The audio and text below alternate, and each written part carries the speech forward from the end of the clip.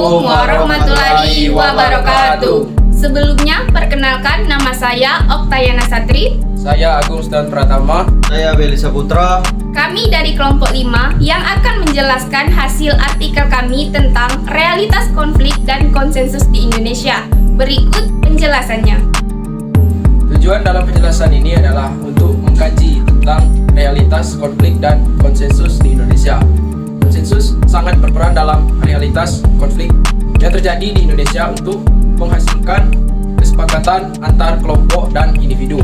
Metode yang digunakan adalah metode kajian literatur dengan cara mengumpulkan sumber-sumber data yang terpercaya seperti jurnal-jurnal dan sumber internet lainnya yang berkaitan dengan pembahasan.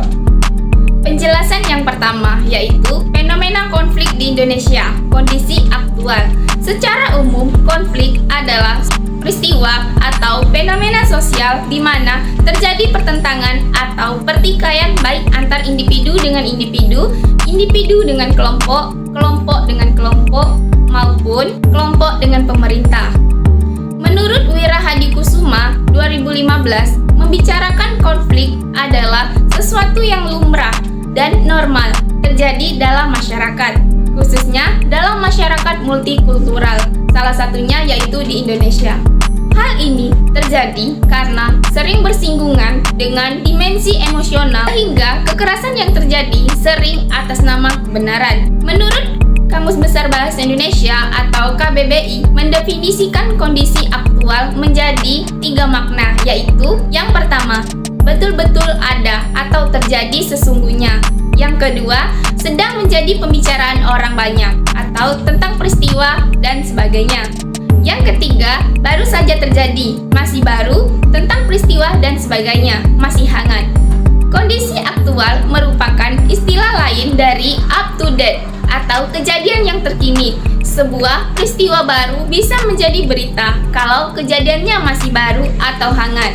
Penjelasan yang kedua, contoh fenomena konflik di Indonesia atau kondisi aktual. Yang pertama, konflik di Papua, dilema isu keamanan Indonesia. Konflik di Papua yang melibatkan kelompok kriminal bersenjata atau disingkat KKB dan aparat pemerintahan. Konflik di Papua ini melibatkan isu-isu keamanan dan politik. Sejarah konflik ini berkaitan dengan masa kemerdekaan Indonesia dan penyerahan Papua oleh Belanda. Penyelesaian konflik Papua ini memerlukan pendekatan baru yang mengakomodasi apresiasi berbagai pihak di Papua. Yang kedua, konflik kasus Rempang, perlindungan hak tinggal bagi masyarakat Papua Rempang terhadap penggusuran proyek strategis negara. Konflik ini terkait penggusuran proyek strategis nasional menimbulkan pelanggaran hak asusila manusia. Pelanggaran HAM artinya suatu keadaan di mana kasus yang berkaitan bersifat merugikan. Menurut Mo 2010 bahwa konflik antar Palestina dan Israel tentang perampasan wilayah dapat kita samakan atau selaraskan dengan kejadian kasus di Rempang. Kebijakan pengadaan tanah seringkali menimbulkan permasalahan terutama di permukiman yang tidak memiliki akses perlindungan hukum. Jadi perlu upaya untuk menyeimbangkan pembangunan proyek strategis dengan perlindungan hak-hak masyarakat setempat. Penjelasan yang ketiga, pragmatis, konflik, dan konsensus. Secara etimologi, kata pragmatisme berasal dari bahasa Yunani, yaitu pragma. Ada pula yang menyebut dengan istilah pragmatikos, yang berarti tindakan atau aksi. Pragmatisme berarti filsafat atau pemikiran tentang tindakan. Menurut George R. Knight tahun 1982, pragmatisme memiliki 3 ciri, yaitu memusatkan perhatian pada hal-hal dalam jangkauan pengalaman indera manusia. Yang kedua, apa yang dipandang benar adalah apa yang berguna atau berfungsi. 3, manusia bertanggung jawab atas nilai-nilai dalam masyarakat. Menurut Trubus Rahardiansyah 2005, suatu konflik memiliki paradigma, yaitu 1. Paradigma konvensional. Konflik tidak dapat dihindarkan.